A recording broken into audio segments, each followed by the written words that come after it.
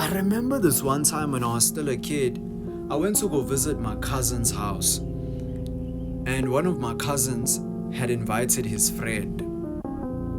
So his friend came by, and his friend came by with a PlayStation 2. At that time, his friend had a PlayStation 2. His friend came inside the house, and then they plugged the PlayStation 2 in the lounge, and I was there sitting with them. And then they put on a game, they put on Tekken, and then they started playing. They started playing and playing and playing and playing. Minutes went by, and they started playing and playing and playing and playing. And then hours went by.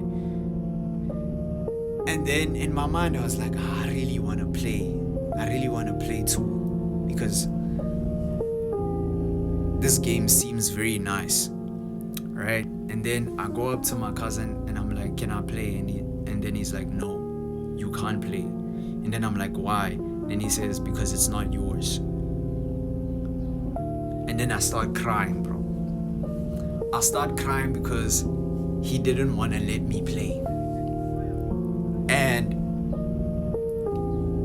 he got so irritated to the point where he was like, so you crying for something that's not even yours? And then he was like, you know, you're really pissing me off, but in Zulu, right? And then he got so irritated to the point where he just said, okay, you can play. Take it, because I can see you want to play.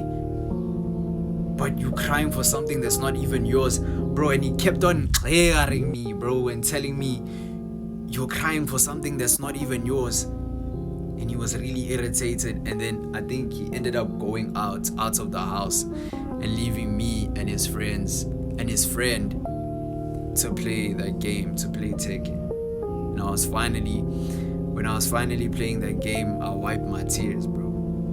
As a kid, dog, I would literally cry for everything because I wanted to get what I wanted by crying.